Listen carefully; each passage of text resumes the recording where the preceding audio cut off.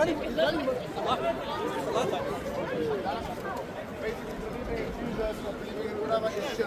that is worth the thing. So I gave him Surah Al-Nisa, chapter number 4, verse number 48. I gave him Surah Al-Nisa, chapter 4, verse 112, which says that إِنَّ اللَّهَ لَا يَغْفِرُ أَن يُشْرَكَ بِهِ وَيَغْفِرُ مَا دُونَ ذَلِكَ لِمَن يَشَاءُ. Allah says that Allah does not forgive that someone does shirk with him, and he forgives anyone, anything else, and whoever he wants. That's clear. Allah mentions in Surah Al-Ma'idah, by the way, chapter number 5, verse number 72. He mentions that لقد كفر الذين قالوا إن عيسى إن الله هو المسيح الله هو عيسى ابن مريم. Yeah, that certainly the ones who believe that Jesus is God is Jesus have done this belief. Okay, very clear. Surah Al-Bayyinah, chapter number 98 of the Quran. Allah says, إن الذين كفروا من أهل الكتاب والمشركين في نار جهنم. Very clear. Now the ones who have disbelieved, chapter number 98 of the Quran, from the Ahl al-Kitab, which are the Jews and the Christians, and the Mushrikeen are in hellfire. So you can try and pretend the Quran doesn't mention any of that stuff, but it does. I don't retract anything or rescind anything or need to, because actually the Quran makes shirk the worst thing, and then everything else, including homosexuality, is secondary to that. Secondary, I said to him, now, you're talking, this is the point of difference between Muslims and Christians. You can talk about what you want, all you like. Try and bring because it's mentioned in the Old Testament, in the book of Numbers. You can bring anything you like. Try and run away from the central question.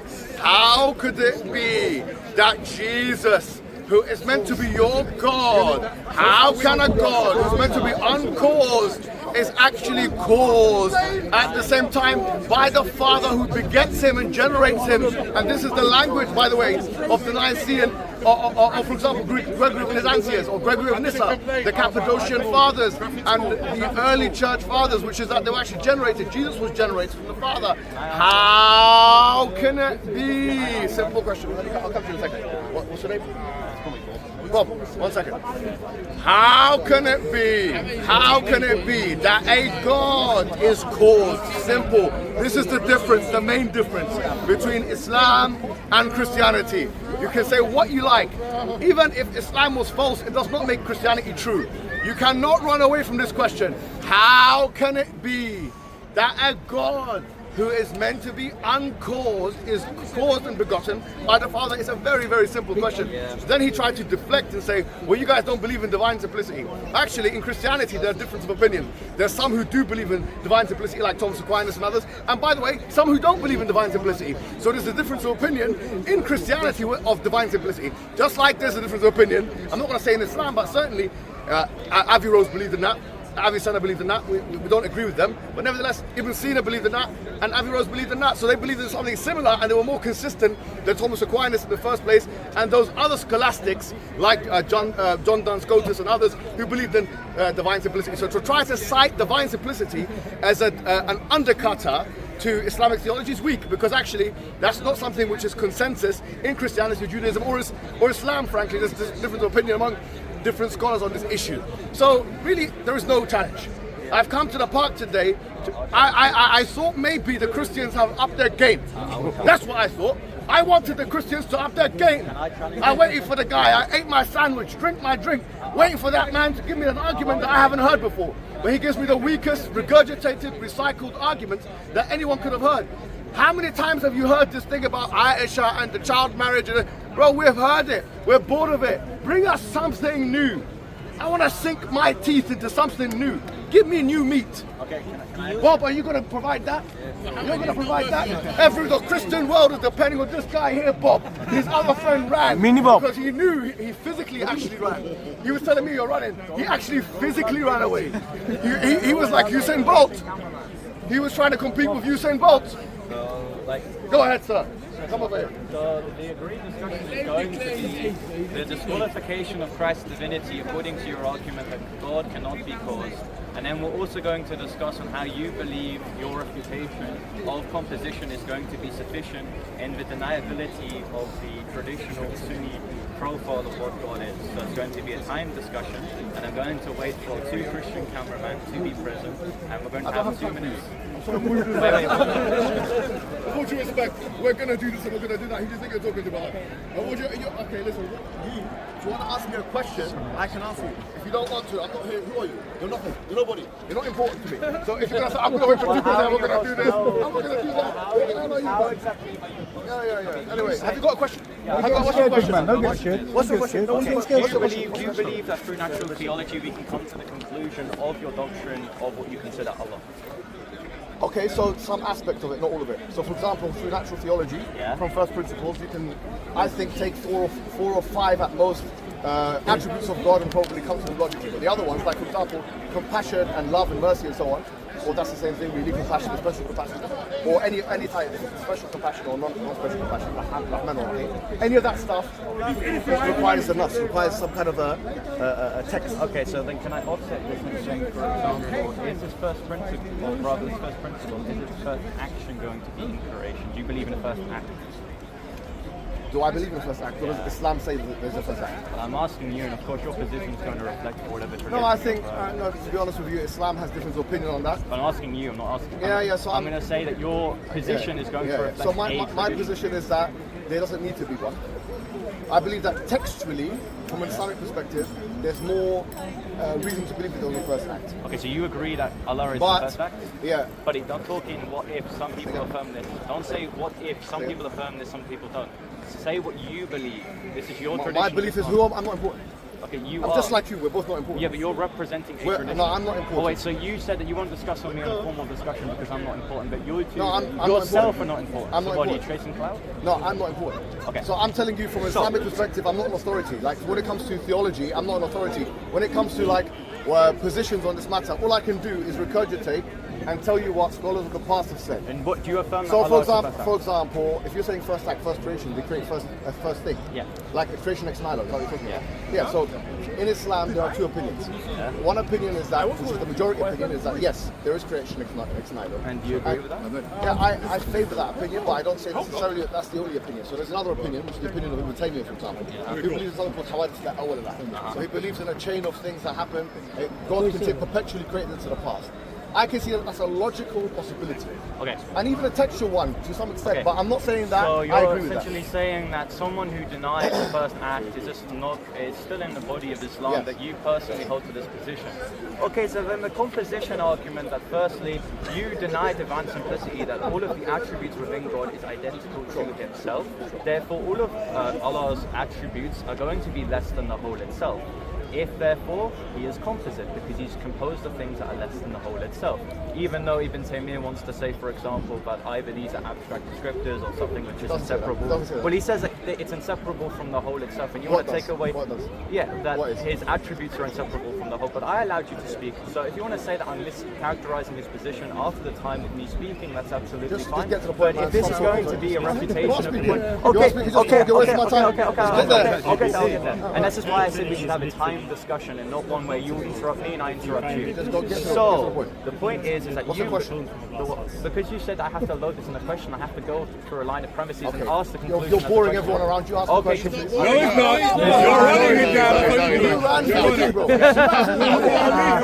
Don't worry, I'm back. I'll make you run. Look at me. I'm very still. I very much want to talk to you. And in fact, I propose that we have a time discussion. All right. Does someone want to time it? 1 minute. Okay. 1 minute. 1 minute. And the agreed discussion, for the sake of the camera, is firstly your issue of contention Christianity, that Christ cannot be God because he has a cause, and then my argument to you is going to be that your God cannot be the God of natural theology because you reject divine simplicity, therefore implying that your God is composite and the first act is going to be composing himself. Do you accept the fact that in Christianity there are different views on divine simplicity? Yeah, and that's kufar. Now hold on. Do you accept the fact that you don't accept that? I don't grant that these people are Christian. Oh, okay. So what strand of Christianity do you follow? Eastern Orthodoxy. Okay, so is Eastern Orthodoxy unanimous in its proclamation of divine simplicity? Yeah, like either for example, say Maximus wants to affirm absolute divine simplicity, or some of the Cappadocians want to further divine simplicity. But at least we're going to have to affirm divine simplicity. Now, you just are simply appealing, and I know this isn't your rhetoric. Oh, there are some people. Are you going to do 1 minute? 1 minute? Do you want to do 1 minute? Yeah, of course. But you asked me a question. I'm trying to give a sufficient answer. You can have a minute. Go ahead. 1 minute starts now. Wait, no, hold on. You said something untimed, so I want to say something untimed. Go ahead. So I want to make this very clear. Do not appeal to people I do not agree are Christian. You can say, oh, these people claim Christianity. Protestants are not Christians. I would say that there is a second second-fold term that we could use. For example, there is a colloquial term that we can call these people Christian because they attempt to follow the faith of Christ, but they don't actually follow the legitimate. No, of course, they try to, but they're not. Okay, can I ask you a question? Yeah. Honestly, because you seem to be reading on these issues, yeah? So, okay, divine simplicity, right? Now, let's say, for example, let's look at Thomas Aquinas. Thomas Aquinas. I don't agree with Thomas Aquinas. No, but he believes in divine simplicity. Of course, but like, do I take that he's going to come to a conclusion of divine simplicity? Have you asked a question? Okay, so the question's going to be on an individual I don't care about. Okay, no problem. But what I'm saying is that he divided the attributes of God into vocal, intervocal, and analytic. Do you accept that distinction or not? I mean, in terms of, for example, the understanding of Scripture, when it says, for example, like, God Do you is understand these jealous. distinctions? Do you understand this? Yeah, but like, I want you to argue why I should take Thomas Aquinas as a source No, of I'm not. information. That wasn't my question. Yeah. My question was not that. Listen, like, I don't have to concern myself with Aquinas at this point. So That's let's not- actually get to the argument. Well, that's not my question. My question Yeah, was... and my clarifying question to you is why should I care? Like 2-3 minutes. Okay. No. My question is this: when you're discussing the attributes of God, Yeah. is it okay for you to hold to the distinctions that are held by someone like Thomas Aquinas and or Duns Scotus, or does that make no sense? So I'm just going to say that when we speak of God's attributes, the common definition of the word, as to avoid his attributes being incorporated, like saying, oh, God has this and is blah, blah, blah. The common definition of the word is the same, but the way that God possesses it is different. So which scholars of Christianity do you accept as authorities? I mean, it's just going to be the scholars that I can agree with are the corpus of the church fathers, I'd say. Sure. So someone like Gregory of Byzantium, someone like Gregory of Nyssa, you accept as authorities? Sure. No. You notice how I said I can agree, not that I have to. There's a distinction. No, but is that not the case in Orthodox? Yeah, I can agree with them. Only theological claims at synods or councils which are dogmatized. So, for example, I don't have to say that Cyril is authoritative, but I have to say his letters and emphasis are. See the distinction? Yeah, I see. So, Okay, I can agree because he wants to bring Okay, how about this? He complained about it. So let's actually have a time discussion. But firstly, it's good that I got to the bottom of who this is an authority. you give me a formal argument of why Christ cannot be God because of my own tradition. Go for it. And I want you, or whoever's having this, to have a discussion. Do you accept, before I start, can I ask you a question? On the Cappadocian Fathers, Gregory of Nyssa, Gregory of Byzantium, Cyril. Yeah, Do you hold on. You accepted that there are figures of authority in terms of your own religion, right? Yeah, in terms of things that I So can when it agree comes with. to the Trinity, do you accept those figures of authority? Yeah. Yes, sir. Let's get started. Go on then. No, you start off. Okay, so premise one, you reject divine simplicity, the concept that God, all of his attributes are going to be identical to himself. Conclusion two, you say that his parts are going to be less than the whole itself. Conclusion one, therefore, your God is composite. Point three, your own religion of Sunni Islam says that God is the first act. Premise four, therefore, if he is composing himself, therefore the first act is going to be composing himself. Conclusion two, therefore, if you want to say that Allah is the God of theology, this would not follow through because you said that this first principle's first act is going to be created, which within the previous premises has been outlined as, for example, Allah himself. The first act of not creating is composing. Therefore, means no reason Allah for natural theology, except natural theology, therefore, of course, then this is going to be something which either I'll be honest, I'll need to hear that argument again because I didn't understand it. I'll need to hear that one more time for you because I'll give them 30 seconds. Can you say the argument again? Well, how am I supposed to? I was going to finish my argument in 2 minutes. How am I supposed to do it in 30 seconds? Alright, take a minute. Okay, so take 2 minutes, like we agreed upon. No, take 1 minute. Take 1 minute. You can speak. Well, how about this? For the simple child discussing with me here, we go premise by premise in an untimed situation because I'm not going to have less than 2 minutes to talk in an argument I didn't even be able to finish. Okay, so you reject divine simplicity, the concept that all of the attributes within God is identical to himself. Premise two, you say that the attributes of God are less than the whole itself. Conclusion one, therefore your God is composite. Conclusion three, Because if he is composed of things that are less than the whole itself, therefore we can pick out things which are going to be really distinct from him, which are less than him, which means that they're going to be things that are comprising himself. So what we do from this one, you said that okay. Divine simplicity. So hold on. Now, I want to make this very clear. This discussion is not going to be Mohammed Hijab saying, what is this, define this. It's going to be that he literally said in his refutation of divine simplicity that he understood the argument and it's weak. So he knows it, don't be disingenuous, and don't play a definition game, because I'm really not here for it, mate. So you know what I'm saying. So don't be disingenuous. Alright, so he is attempting. Here's the thing, I've heard it very clearly, and I can tell you for a fact I've been doing philosophy for a very long time, and I'll tell you what, he has not actually put together an argument. He has put together. Hold on. I can tell you that I've heard him twice now, because I wouldn't have said this unless I heard it twice. He said, you believe in such and such, therefore such and such. That's not how syllogism works at all. That's, by the way, well, no, with all due respect, no, that's not how it works. No, it's not. You don't know how to construct a syllogism, okay? You can't say you believe in this, therefore this. Doesn't work like that. It has to be, okay, so you're going to start from a general, go to specific. And hold on. You have done a bad job in creating an argument. Okay, hold on.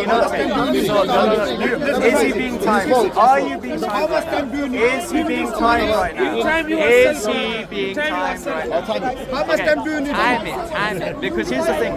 I don't like when people transition time to untimed discussions, because you just want to have the talking job because you think you're the main man. Okay, alright. Do you want to press the button? Alright, start again. I'm on the side.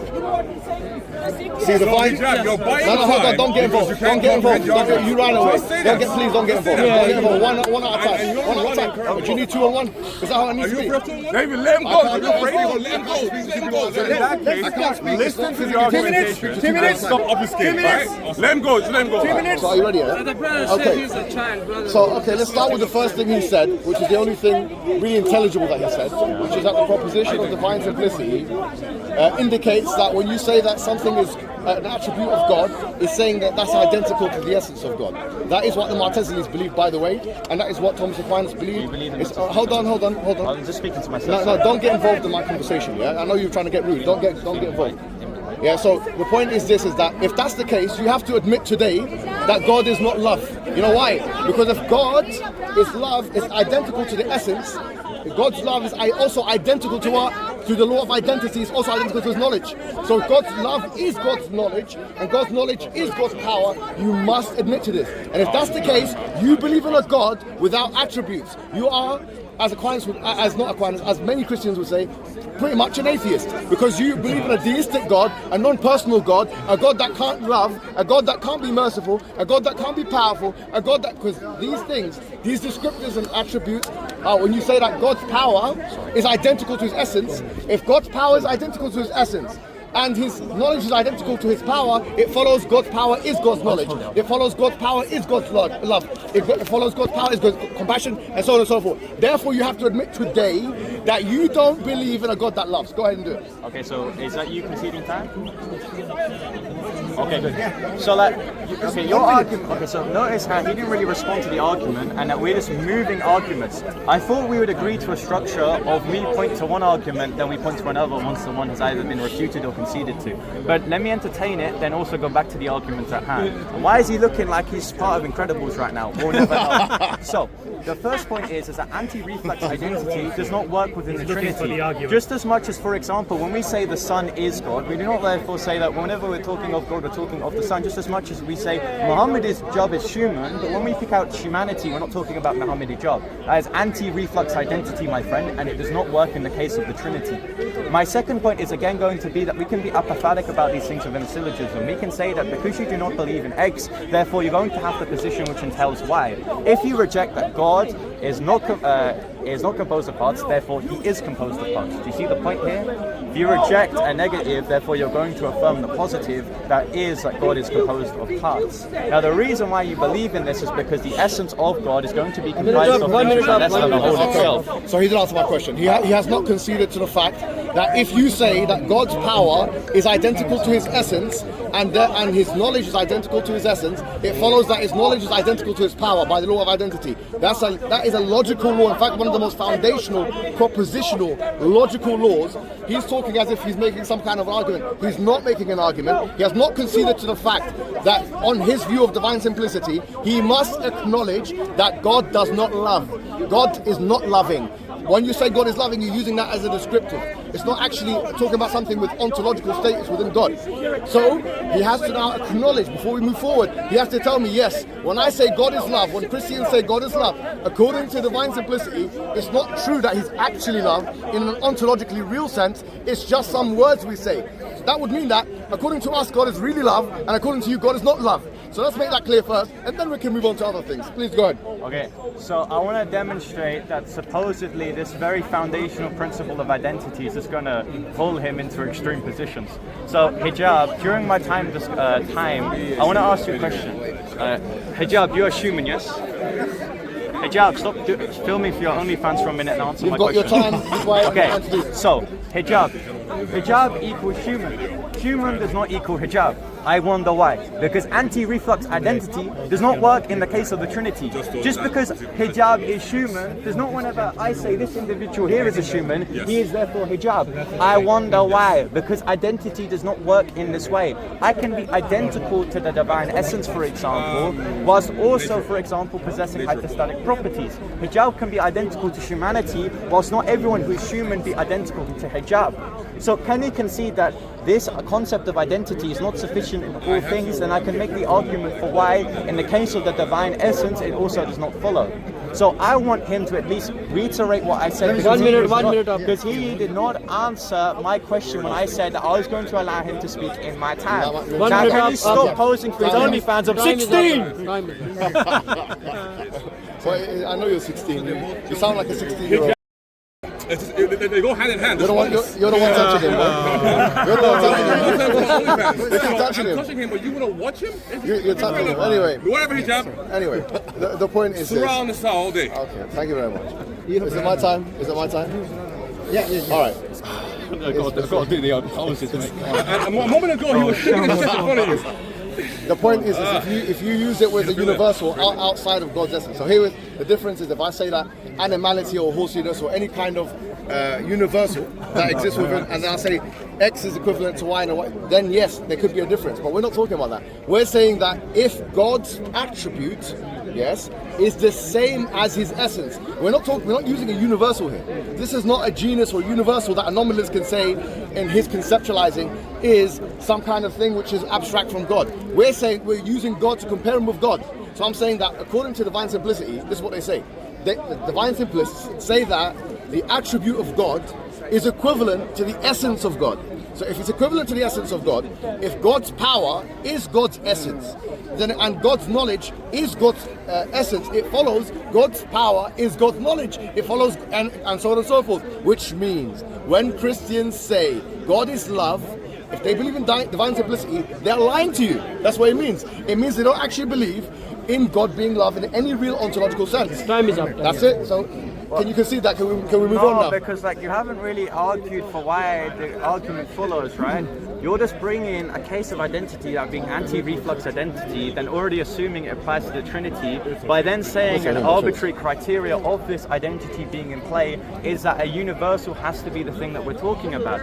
Again, don't have to concede to this, you have to argue for it. You notice how for someone that was picking out my poor debating skills, he already runs from an assumption, from an argument he's already ran away from. He ran away initially from an argument against composition, then ran to my position whilst having an argument that assumes a principle of identity to which I don't agree to. So I want Hijab to argue for why this thing actually follows. You were just being apathetic and saying it's not in the case of a genus, therefore it has to be in the case of a particular, for example, that anti-reflux identity does follow. I wanted to argue this. You just said I can't play on negatives and suppose a positive, therefore he has to do the exact same thing within his argument. Now again, why do you keep on posing? I want to know. I don't want to talk about Next time, yeah. That's what they do when they lose debates. Yeah. It's like a desperate attempt. Okay, let's get started. Look, at the end of the day, I was making it very clear, all right? If you believe by the law of identity that God's power is God's essence and God's knowledge is God's essence, it follows God's power is God's knowledge. This is in a GCSE way for you to understand. I know you're a GCSE student. I just want to, trust me, if you are my A-level student, and I know I've got 6 degrees, one of the most qualified men in the world, actually. What sells fake Well, degrees? I haven't said that. That sells fake degrees. No problem. Put that to the side if you think that. Go and ask the University of Oxford. Go and ask the University of Birmingham yourself. Show us your No card problem. against No expired. problem. Here's the thing. If I was teaching him in school, I'd give him a C+ for effort. Your face. You get a C+. Can I for be effort. part of your TV You get a C+. drama? Yeah, you can. Oh, You can I? You could be an extra. I'm an actor! You could be an extra. Hollywood, baby. You can get the hot water in the coffees and stuff like that. But here's the point. Yeah, the point I'm making to you is, if you can't concede this, we could just move on. I didn't say anything about the Trinity. It gets worse if we talk about the Trinity.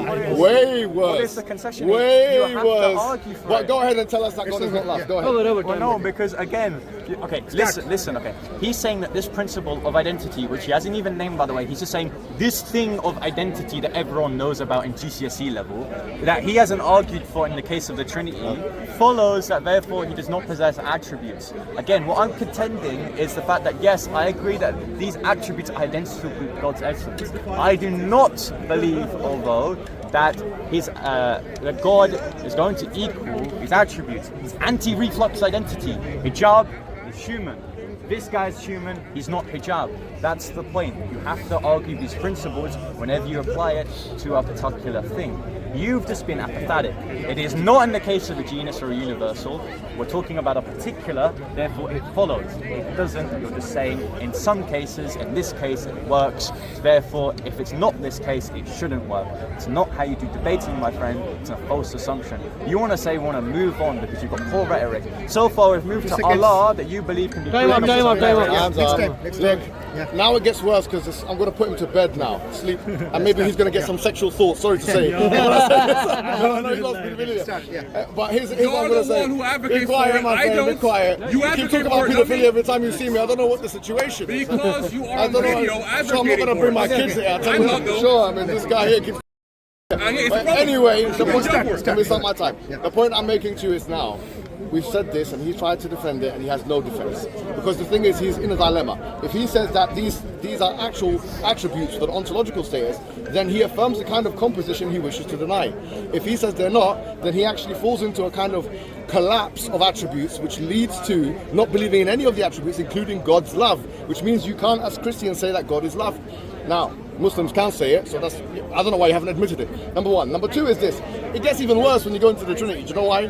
Because if you say that the Father is God, the Son is God, and the Holy Spirit is God, in that sense, if they are all God in distinct personas, as they say, and as Gregory of Nyssa and Gregory of Nazianzus and his Cappadocian authorities say, I don't know how it could be the case. How could it be the case that you believe in 3 in 1 and 1 in 3, but you don't believe in parts of God? It's absolutely ridiculous to postulate that. You don't believe in, you believe in no composition, but you believe in a Trinity. Try and square the circle for me, my friend. Time is up. Okay, so again, and he's brought up the essence as it pertains to the substantiations, i.e. the persons. So Hijab, please answer this question in my time. Hijab, No. are you equal to humanity? Are you a human? Do you want to answer me? Yes. Because I can, okay, he's running this argument. The Son is God. God, therefore, is the Son. The Son is not the Father, because then you either lead into composition or you lead to polytheism. Although we reject polytheism, we say there's one God, therefore it leads into composition.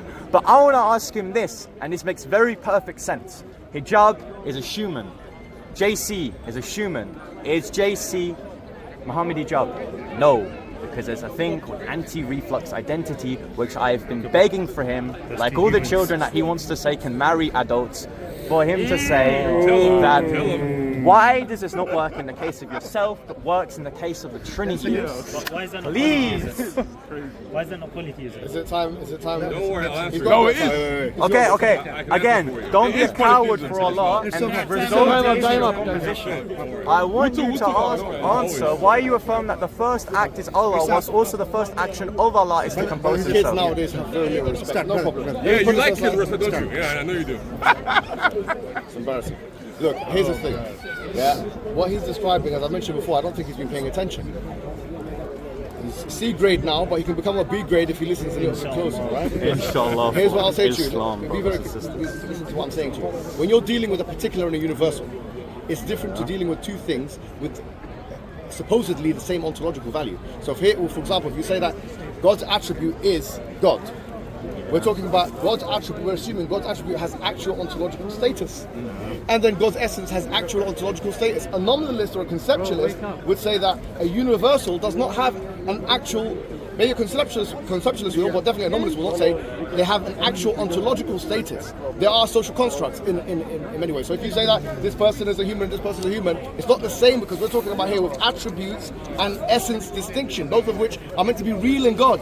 So my point to you again, do you concede, considering this response, do you concede that according to your idea of divine simplicity, God is not loving in a real ontological sense? Yes or no? Wait, okay. So again, so firstly, he's assuming that the universals. That just sounds like you lost it, John. He's assuming that universals don't really exist. Okay. He's assuming that universals do not really exist. I'm just going to say, and to avoid that language has no real meaning, we want to say that universals really do exist. That's because, for example, if we pick out, wait, am I like not important for this guy? I'll start talking to him next time. Okay.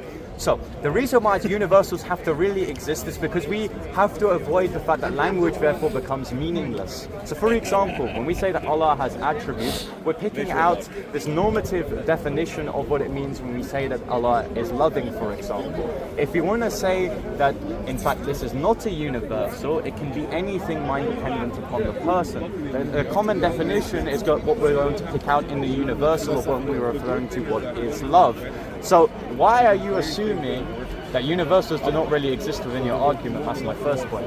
My second point, again, is just you're just saying that it does not work in the case of a universal, or it does work in the case of a universal, even though in a particular it doesn't, and you're then just assuming that these universal natures do not really exist. So if universals do exist in a platonically real sense that he's talking about, like what Plato believed, that there was a whole place there where the universe exists in a perfect sense, if they do exist in that sense, then his argument falls. Because actually, his argument only makes sense, his response only makes sense if the universal is not real. If you're saying that, for example, Muhammad is a human and you're a human, and so therefore me, I'm not you, if that's what basically he's saying, humanity here is a universal which is not real in that sense. If it is real, then it does become a contradiction. Because if there is such a thing as a personified, manifested humanity or perfect human person, which Plato believed there was some kind of man there standing maybe in the heavens somewhere, Neoplatonic realism, if you believe in that, it actually does fall apart, which means if I'm that guy and you're that guy, how can we both be that guy at the same time? It's a contradiction. The same thing applies with the Trinity, and the same thing applies with your attributes of God on divine simplicity. So you fail. You fail. D- actually, but because you've been a little bit cognizant, I might give you a C+ and pass you, but I'm going to give you one more chance. Do you admit that God is not love, yes or no? So I've got a question. So let's go back to the analogy of Muhammad is a human. What exactly are we picking out, or what exactly is being invoked when we say Hijab is a human and JC is a human? Of course, there's going to be this common definition that is invoked when we say that these two subjects are the same thing. Just to say that they don't really exist, I don't hold to this Neoplatonic understanding of that there is a perfect can of Coke that really exists somewhere else. I'm just not saying that they have to be conceptual or mind dependent on the person. That's metalinguistic nominalism, which I don't hold to, although you could hold to, therefore meaning that language has no definite meaning. But I want to ask Hijab this. He says they don't exist at all. They don't have any ontological status. Well, that's what you just said on camera, and they'll pick that out. And again, he wants to answer me when he thinks it's going to better his argument, but when I actually want to ask an honest to good question within my time, he doesn't want to because it will not help him. Now, what is being picked out when we say that Hijab is a human and JC is a human? Okay, that's my time now, yeah? So, have you got a couple of seconds left? Whatever. Okay. Cool. So here's the point.